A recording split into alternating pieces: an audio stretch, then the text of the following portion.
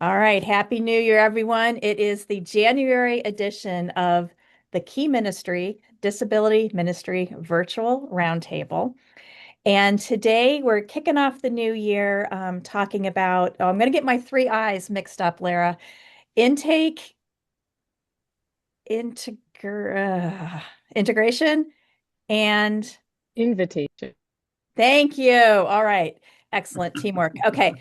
So my name is Beth from Key Ministry. My colleague Lara is here. And I'm just delighted to have this awesome group of folks here today, whether you're new or one of our monthly participants. So we posted some questions before this chat today. So they were on social media and some other places. So I thought maybe we could just kind of start by going through those questions. And the first one was, what does a genuinely welcoming first moment look like for families impacted by disability?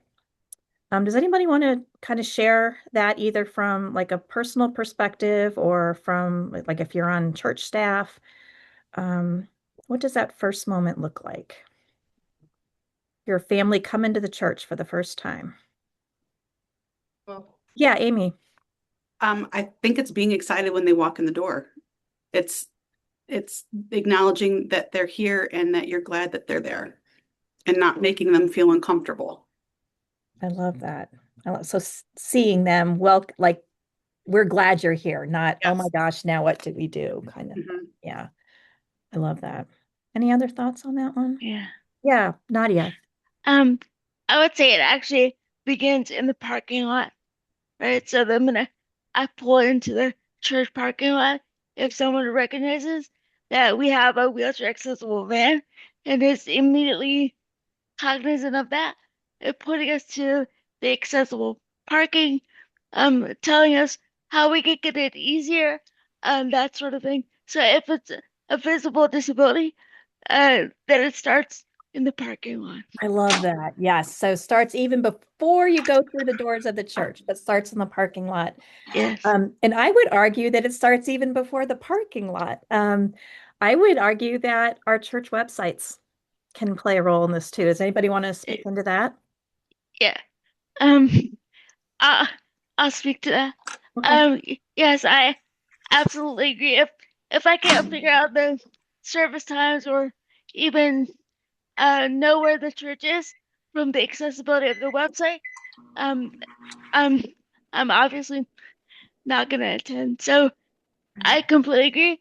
I would also say even seeing people with disabilities on the website, the the pictures, the language, the the videos, that sort of thing. Everything from the sermon to the messaging on the website. I love that. I mean, it could be anything from, what do people wear to service? I mean, anything that can help alleviate that anxiety, plus give you like very practical, like if you're a wheelchair user, like where to park for the accessible entrance, that type of thing. Um, all right. So, I have, yes, Robert, do you have hi your there. hand up? Hey, I got my hand in a cast from Yes. surgery, but I'm raising my hand too. Let Okay. me hide that one. I'll put this one up. Hi, Yeah. everybody. This is my first time here, Welcome. and a colleague of mine, Diane, is also on this call, and she invited me actually to here. So thank you. Um, uh, I would say even more of a more personal note on greeting staff that I've been part of in other churches. If someone's in a wheelchair or it's a young person, I take a knee. When I Mhm. talk with them, I get down on their level, face to face, Yeah. so that we're having a communication and we're not talking top down. And I'm not in a hurry, right? Yeah. If they want to spend a little time chatting or talking or just starting to feel comfortable, I will sit there and engage with them, and allow them to have that time because I think it's important. They are the focus. That's really good. So I'm hearing two things here. So one is, make sure that your greeters and everyone are, trained in disability etiquette, especially when it comes to, like a wheelchair is think of it as part of a person's body, and you wouldn't go in and, lean on it, that type of thing, being eye level, so that type of thing. Yes, that's really good. And then I know it can be pretty crazy on like if we're talking Sunday mornings, check in and that whole process. Um, and taking the time to just be with the family and not make them feel like they're in imposition, that you're in a huge rush, even if sometimes you are in a huge rush. So that's a great point too, Robert. Thank you. I'm going to call on Sarah, then Julie. I was just wondering, Robert had mentioned taking a knee, um, and I myself feel a little bit weird about it, and I know there's are others who do. Um, I mean, personally, I would prefer when I'm using a mobility device, Hmm. if the person I'm talking to pulls up a chair and sits there with me, Mhm, but I mhm. know physically that's not always an option. So what do people feel is more, I guess, convenient when sitting in a chair isn't an option? Um, because like with taking a knee, you've got both the physical aspect of no, my neck can't go like that for 20 minutes while we're talking. Mhm. Um, but then some people, as soon as they take that posture, start talking to an adult who's older than them, like a 5-year old. Mm, So wondering yeah. what So people that's feel is helpful in that scenario. Yeah, that's a really good point. And Andrea is asking if anyone has training in a format they've done with their greeting team, that they'd be willing to share. So I know Johnny and Friends does some like disability etiquette training. Um, but that's a really good point. And I mean, to me, that this, like what I'm thinking now is, well, should there be a place in your greeting area where you could go over and sit with the person, have some chairs and space for wheelchairs available. I don't know, like just kind of thinking through. Um, did Nakoa, did you have your hand up or Nadia? You're like, oh no, Yeah. Sorry, Julie, and then Nakoa. Okay. Mine's quick. I just want to say that one of the things that was really helpful to me in my training as a greeter, actually it was my daughter Amy's training that I went to, is that once you assess where they need to go. So there's different departments want to get them to that department so that they can be with the leader of that department. Just take them, don't send them. Mhm. And that is huge. Walking through, we had that very thing happen just a couple of Sundays ago. The poor mom got brought to our classroom for an adult class while her daughter was in our disability section. And she looked at me like a deer in headlights. And she's like, when the class was over, I don't know where to go. I don't know how I got here because it's a huge building. And I just said, let me just walk with you. And just the whole countenance was like, oh, thank you, because I have no idea where I'm going. So And take them. that's so I want everybody to hear it. Like that is not just like disability ministry. This is what everybody should be doing at your church. Is you should be any new person that comes in, you're not pointing them, but you are, find people to walk with them. Yes, I totally agree. All right, Nicola, and then I'll read from the chat. Think Uh, something really quick about the height difference. If we stand a little bit further back, that helps to create kind of height equality. It may feel like you may have to speak up a little bit louder, but at least then you can look a person eye to eye. And so that's one thing you can consider. Just move back a little bit further. That'll accommodate for the height difference. Thank you. That's a great suggestion. All right, I'm going to read from the chat, and then I'm going to call on Diane. Um, Okay, let's see. Another practice is to use the person's name to make him or her have a sense of belonging and acceptance. Very good. We all like to be seen and known.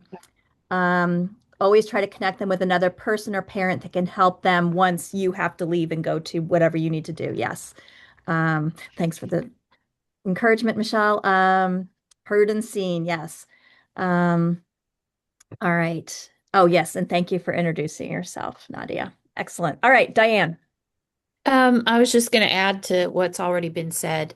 A lot of times families are coming in with a child on the autism spectrum or another form of neurodivergence, and sometimes coming in too close, or crowding. We can be excited. We're so glad you're here. It's wonderful to see you, but that can be absolutely overwhelming in a new environment. And so we need to be sensitive to that, kind of read the room a little bit, Mhm. and be warm and smiling without coming in too close. I think can be helpful. And you mentioned possibly having a little area, off to the side where you can sit with people, talk to them, find out, how to assist them. Sometimes just that little space is a lot less overwhelming for especially people with autism. So, Yeah. Yeah, that's a good call. but I did want to add one thing too about the website. A lot of times, websites do not use high contrast font, Mm-hmm. um, and they are really not accessible for people with visual differences. Um, and so that is another area to consider as well. Yes. And so we have, I think we've done, but websites are a whole, like we could have a whole roundtable about websites. Um, and we should. Um, and yes, because there are a lot of somewhat easy fixes that you can do to make your website a heck of a lot more accessible. Yeah. Um, all right, let me see what we have going on here. Signage inside and out the church is critical, yes, to help people determine where to enter the building and to know what accommodations are available. Yes, very good. Some disabilities are obvious, as Nadia mentioned. Sometimes in the parking lot, while others aren't. So how are we identifying which families need the info, or would it be best practice to greet all families with let us know if you have any access needs? I mean, I am a firm believer that we should just we're so happy you're here, how can we assist? And um because you're right, disabilities are not always visible. And yeah, excellent point. Excellent point. All right, we are now officially on two screens, so I will do my best to look for raised hands. Nadia. Um, Along those lines of what you just mentioned, in terms of a general question on, sort of, let us know if you have any access needs. I'm wondering if it would also be a good practice for churches in general to just in some way survey the congregation, right? So over time, because we know what gets measured gets done, right? So if a church doesn't have a baseline in terms of how many people with disabilities are there in the congregation, how do we know whether there are improvements in reaching people with disabilities and their families versus um, just one-time visitors? Yeah. So just a thought. Yeah, good call, Nadia. I like that. Thank you. I'm going to call on Amy and then Jasmine. So I've worked with the kids ministry check-in team. So when a new family comes in and the paperwork that they fill out, they always ask, are there any allergies? I've also started to ask them if there's an IEP because that's going to give me the information to reach out to them. So often they'll go, yes, there is, and I happen to be standing there. I'm like, well, let me introduce myself. How can I help your child? What kind of tools could they need? And at least 4 times they're just in awe of that we're willing to help them. But asking if they have an IEP is just a very simple ask. Yeah. Yeah. Excellent. Thank you, Amy. And I like how you're working with your children's ministry team. That's really important. Jasmine. Hi, I work for an organization called Caris Disability Services, and we do a lot of training with churches. And one of the things that we always suggest is um, that every child gets to take home a little like about me introductory paperwork, and it doesn't speak disability specific, but it gets you all the information that you might need. It talks about like what are some of my skills and gifts, what kinds of things might I need help with, what are some of my fears, and then allergies and things like that. And the benefit to that is that nobody feels centered out. It's for all kids. So when a family comes in with a child with disability, you say, hey, this is something we do with all our kids. We want to get to know your child better. But it gets you that information you need. And it helps in the case where Sunday school teachers suspect that there might be some kind of learning disability, but the parents haven't disclosed, and you're not really getting that information, even if you're fishing for it. And a lot of Sunday school teachers ask, like, what do we do in that case? We know there's something, but they don't want to talk about it for good reason, probably because they've had barriers in other places.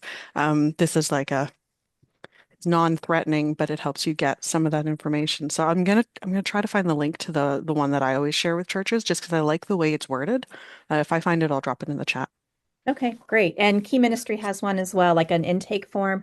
And yes, I love asking this of all families, like how can we best support your child?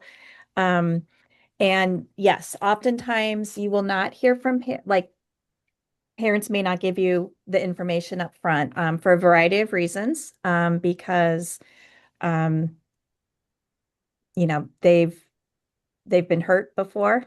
Um, and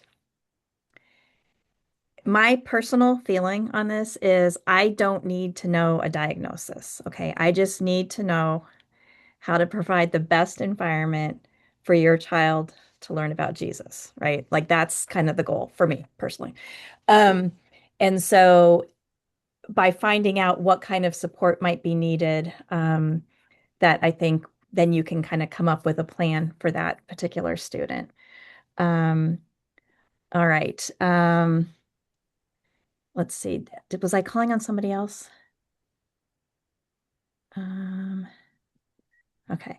All right. I'm reading from the chat for a second, so just give me 1 second here.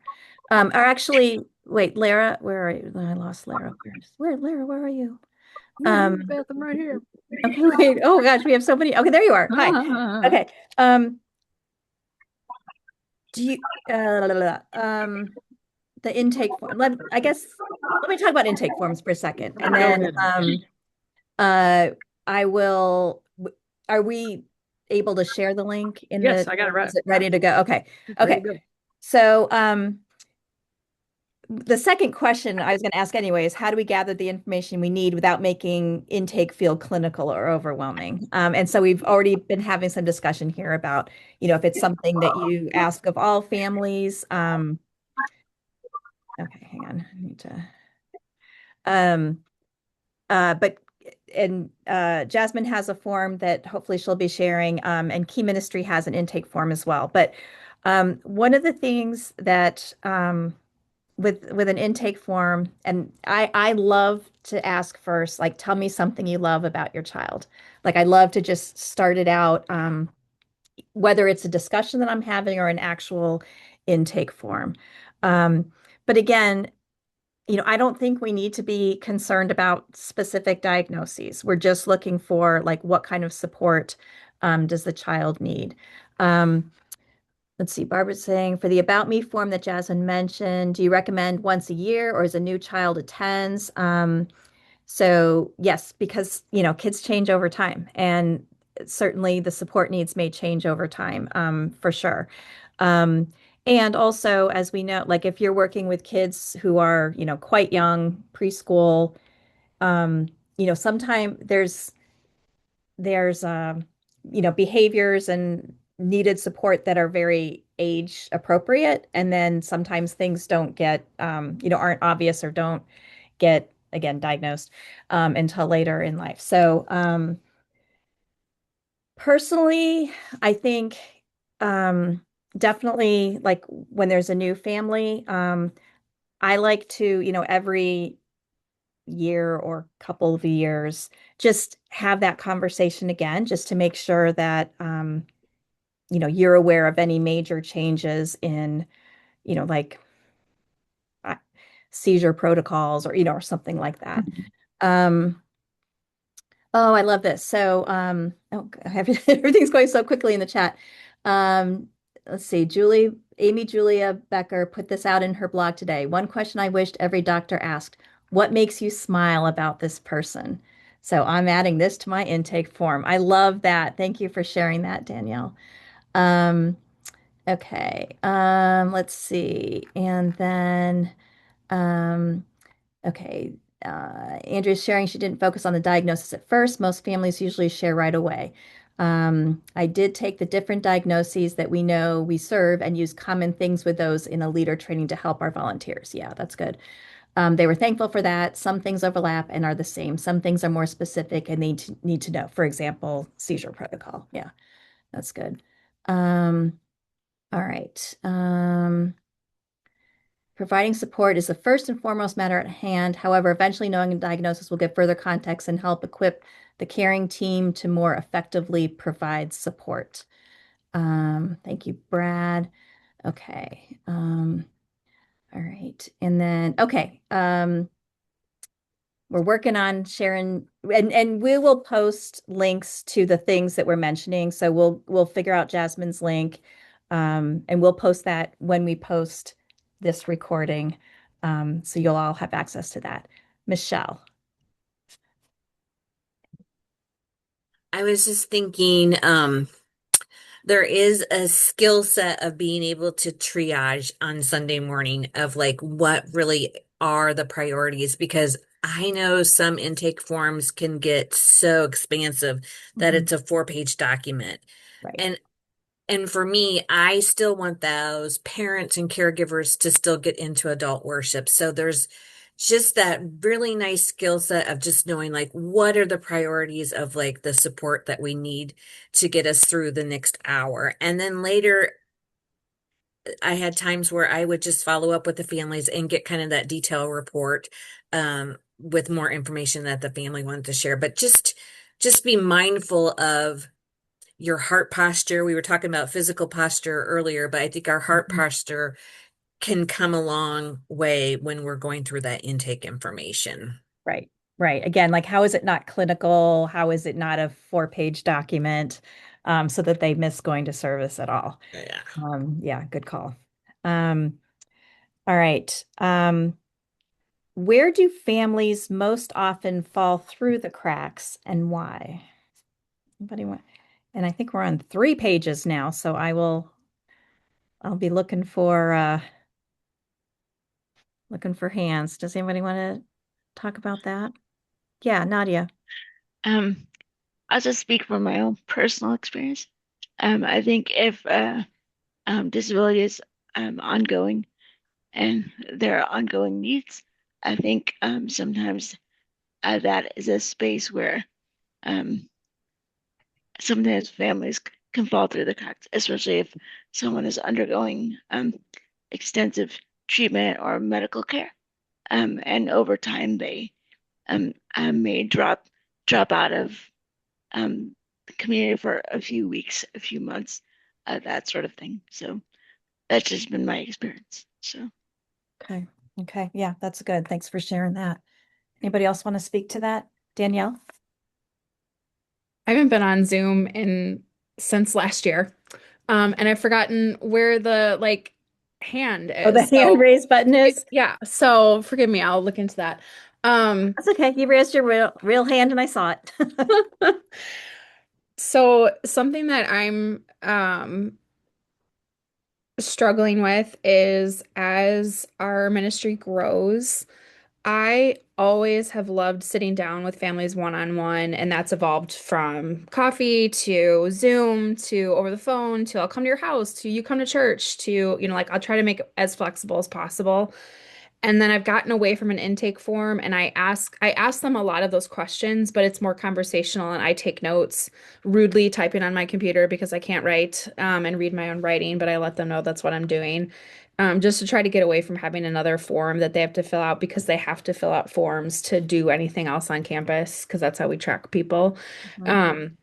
But but tying that into this question about follow through, as we've gotten bigger, I'm having a hard time keeping track of families. And Mhm. so we're, as a church, trying to raise up coaches, like high level leaders that can help track with families. And so I think just as the ministry gets bigger, there's only so many people that we can take care of, leaders and families. And so the more that we can bring people around us in our own ministry, but then also like I'm trying to team up with, we have a care ministry, which is historically for older people.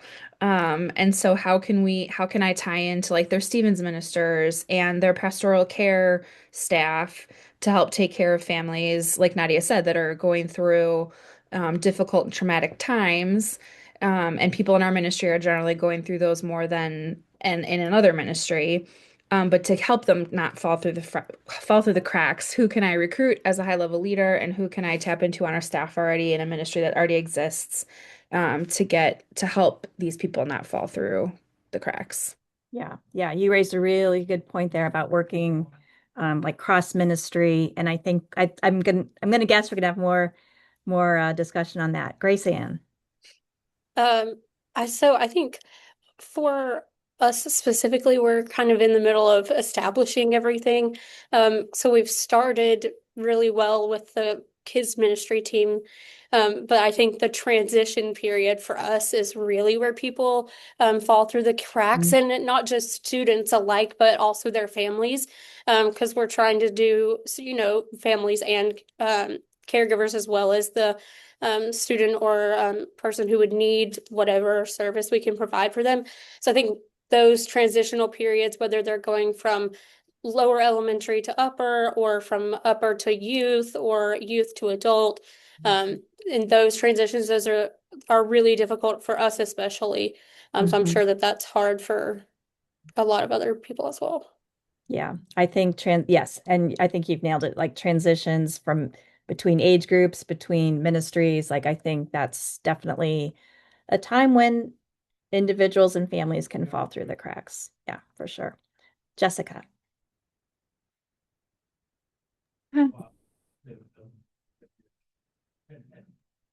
There we go. Yeah. Can you hear me? Yes.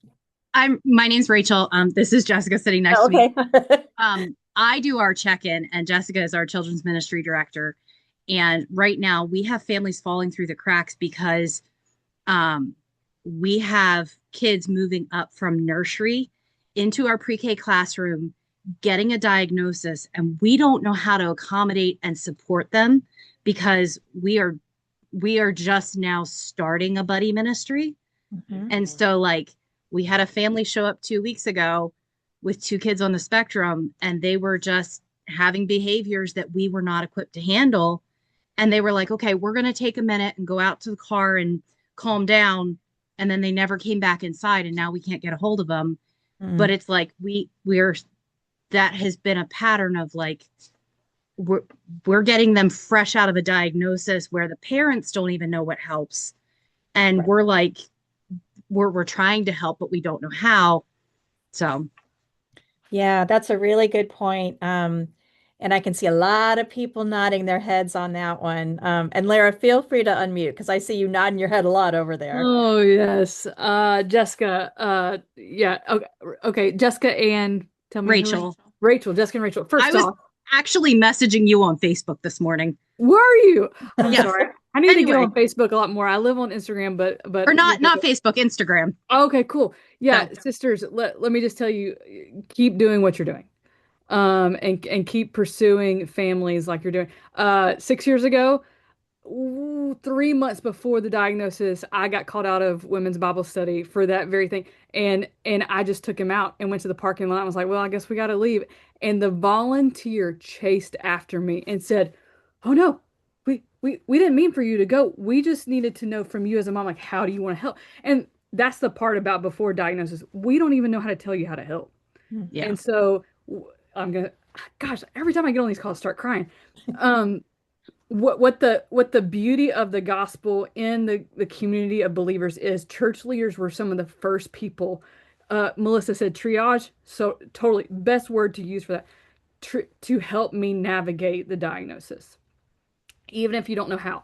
So you're doing exactly what you're supposed to be doing because you're moving toward people, not away. And so when you do that, just helpful information. So yeah, I would it's just we're running to the church because it's God's way of a refuge for our families. So just keep like one little conversation after another, one little conversation after another, and what you're learning on this, but you're doing exactly what you're supposed to be doing. Okay. And so yeah, yeah, great work. Praise the Lord for it.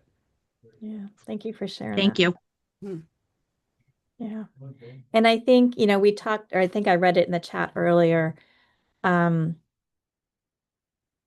we can equip our teams with maybe some of the common diagnoses or behaviors or whatever, so we have a little bit in our tool belt. So even if maybe this is new to the family, but you may have some strategies that work, or have worked for other kids. Um, I don't know, that's my thought there. Beth, let me add one more thing. Yeah, And absolutely. for me on of course there's so many, I'm looking at Julie Meekins on this call too. So many of those that are a few steps ahead of my family and me, helping me see this. But what I am trying to encourage parents on, and we touched on it a moment ago, is it's hard, but we do also at the point of diagnosis need to tell church leadership. I think we have to begin removing that, and it's not easy, but that's how I'm encouraging parents, is because when our church leaders don't know, they can't help. And so if we've got to be so okay with being vulnerable in that as parents, to be open with our church leadership and what's happening in our families, because we all need each other. So that's kind of another side of my of thinking too, is helping parents understand we are here to listen and help you navigate this. But parents have got to be okay at the time of diagnosis being able to tell church leadership that too. Yeah. And if you are looking for more encouragement from Lara, I highly encourage you. She's on Instagram at Raising Autistic Disciples. So she's a tremendous resource, and I'm so happy that she's on our team here at Key Ministry. All right. I'm doing a terrible job of navigating the chat. So Lara, if you wouldn't mind, I can only look at my screen. So Nadia, what do you have for us? I just wanted to echo what Lara said, which is, I think creating a culture of vulnerability, is one of the the most kind things, any leadership of a church could do, because that, vulnerability extends from Sunday morning to Wednesday night to Monday morning.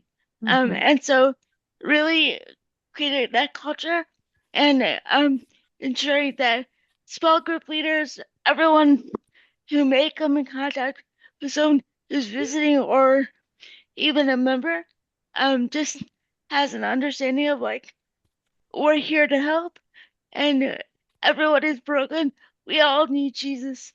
And so there's no shame in being vulnerable and sharing your need. Thanks. Amen, sister. Thank you for sharing. That's great.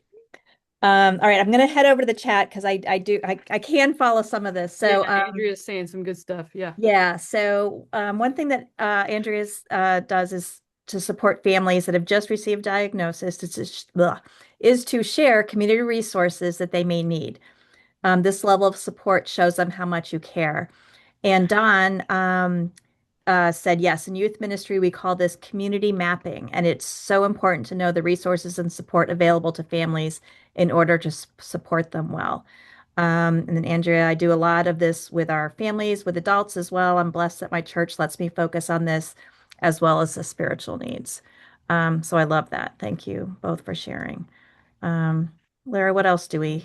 Yeah, Beth, could we circle back? Because I'm scrolling up in the chat, and I don't Yeah. know if uh, I might not have, when I was talking to the sisters over there, the whole falling through the cracks situation.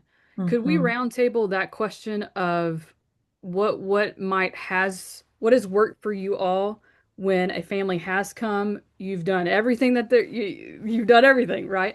But then what have you done? I'm looking at Ruth's comment actually in the chat. What's an example of the things that you've done to maybe reconnect with families who've come and you haven't heard back from?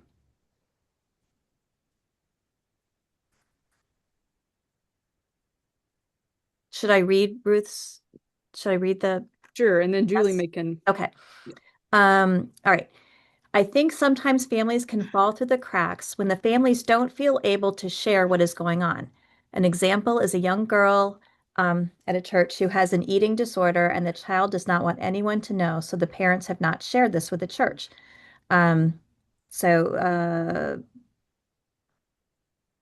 Ruth's parents know them well, so they know what is going on and try to support where they can, but they have been asked not to share it with anyone. So the family who really needs support from the church are not getting it, but the parents want to respect their child's wishes.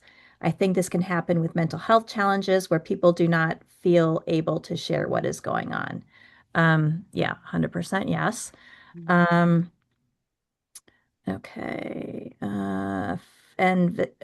Victoria shared a friend of mine has an eating disorder too and is 19. So legally, parents can only do so much if she doesn't want them involved. Church, pray. Hold what you know in confidence and ask for permission and pray. Be there however the family says they need you. Yeah. Absolutely. Good point. Julie, did you have something to add to that? I was going to say the key is somebody said read the room, get to know as best you can the family, the people, and their hearts. And so if they hear you speak to their heart, then they will stick around, even if we mess up, because we do. I'm sitting on both sides of that fence, right? So, what the problem for me in a church that we had to leave, and that's a whole nother discussion, right, Lara? So, what happened to me is that no amount of advocating, just expressing, not expecting them to change the entire youth group, but just expressing what might be helpful. And it was a very simple thing to do for our Amy, never getting heard. Looking at me in these conversations and saying, yeah, that's a good idea, and never implementing anything. So that's when you don't feel heard. So you can sit and talk with somebody and you can shake your head and say yes, but if you don't ever enter into some kind of an action step that speaks to them that you care, then it doesn't mean anything. So, and I don't mean that, we have to tailor our entire ministry to one family, but we do need to communicate to each family that we really care about you, and that's how we communicate it, by listening and hearing them and helping them to know that we care. So we're going to mess up, and we can say that vulnerability, like Nadia was saying, that is so important. We can say, hey, look, we don't know what we're doing either, but we want to love you and we want to love your family, and we will listen to what you're saying, and we will do the very best that we can, considering all the other families as well, but we'll do the very best that we can because we care about you, specifically mom, dad, child, whoever.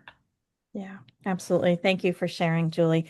I'm going to call on Don in a second, but there's something blowing up in the chat, and something Julie said kind of made me think about that. But some of the things that we might do to accommodate or support or make things more accessible for one student actually sometimes work for all students, and that's that whole idea of universal design. And then Hey, we're Sean. talking about visual schedules, which is, of course, my favorite topic.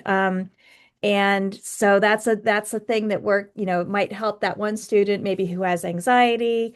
But it really it doesn't hurt everybody else, and it just might help everybody else. So yeah, there's a lot of chat going on about visual schedules, and that's a topic I love to talk about. So all right, Don, what do you have for us? So it's interesting that the first question that you posed this morning was a family or an individual walks into the church kind of for the first time, right? What's their first experience? And then the second question was falling through the cracks. And so it really kind of highlights the fact that the first 30-day plan is really important for the church to have set up, follow up. And this is for anybody that walks into a church for the first time. I think with families that are navigating disabilities, and like myself, navigating a disability, getting there for the first time is really difficult. Mm-hmm. And coming back, that church probably has one shot for that family to come back. And so having that first 30-day plan with information, follow up, and don't over promise. Mm. Tell me more about that. I think we tend to overpromise and outtake our coverage. We tend to say, yeah, we could do that, but then we don't have the volunteers to do that, or just all these different things, trying to help them feel comfortable and want to stay, but we're just not ready for it. So I think over-promising and under-delivering is one way that families fall through the cracks. Yeah. So is there some middle ground in there that we can strive for? I Between think over-promising and under-delivering. yeah. And everyone said it, I think having a posture of listening, having maybe having a list Okay, of let me come and get you. what should, maybe here's the first 5 things a church should be able to follow up with a family in the first 30 days. That might be helpful. I don't know. I love that. Yeah. So. All right. I'm going to call on Nadia. Lara, if you can help me in the chat if there's something else, there's a lot going on, and I'm having a hard time navigating. Nadia. 2 questions. One is, what are some of the first 5 things that Don, I think, can recommend to a church interested in sort of establishing that, 30-day plan? And then the other thing I would say is having a single point of contact, especially for new families, like someone consistently followed up with me, or like really sought to get to know me, and I know they talk to others on staff about my needs. And so obviously, if your disability ministry is large, that can be difficult for one person, but just the idea of someone takes the family under their wing, so to speak, and says, like, let us know how we can make this transition as easy as possible. And as Don said, I completely agree, don't over promise and under deliver, because that will close the door. So Don says he does not have his list of 5 things. So I think this team right here is going to create a list of 5 things. So I'm gonna call on Park next, and then I want you all to be thinking what those 5 things should be. So in the first 30 days of when a family steps through the door of your church, and be prepared to raise your hand or throw them in the chat, because Lara and I are going to take this and we are going to make a resource. So Park. So when Nadia was talking about having that one person, that's why you truly need to have a team of people that you're working with. Even if you're a paid employee, you need to have other people underneath you who are able to take on that volunteer leader role that can deal with just the volunteers, and trying to have that person who can deal with families and maybe a couple of people below them that can have the families that they can have contact with, and that can be the one point of contact for that particular person or family. And Sandra Peoples in that same line talks about having that form that a family fills out, that in case they go to the hospital or in case they have an emergency, you've already got all their family contact information, who you would contact, what you would do for them, how you could be helpful, what meals might look like. And so that just kind of all ties in to one space. And I know we struggle with volunteers, and I understand all of those pieces, but really thinking about how you can draw others in to help and to give them a specific job. If they can't necessarily be a buddy or they can't necessarily do something on a Sunday morning, this is something that they might be able to do on a different day at a different time, and just be that point of contact. I love that. Yeah, any like bringing others in, cross collaboration is just the way to go. I'm going to read a couple things from the chat and then Lara help me with what I missed. But Danielle says, like, before we even talk about step one, let's talk about step zero, which is before you recreate the wheel, talk with your church staff and figure out what's already in place for welcoming new families so that you can partner with them and not, try to create your own little island thing. Um, I saw a couple people, thank you for saying, like take the mom or the dad out for coffee or for lunch. And be open to both with and without family members. Some people don't have trusted alternate caregivers. Yeah, good point. All right. What else? Welcome boxes that we give the family at their first visit. Then a follow-up phone call. Also try to arrange the coffee date. Got a lot of votes for coffee. All right, coffee with family. Yep. Let me see. Let me read. Brad shared another crack is the nebulous period while pursuing a diagnosis. The research indicates it can take a year, more in some cases, to obtain a diagnosis, particularly for autism. Again, why focusing on support versus knowing the diagnosis is so important.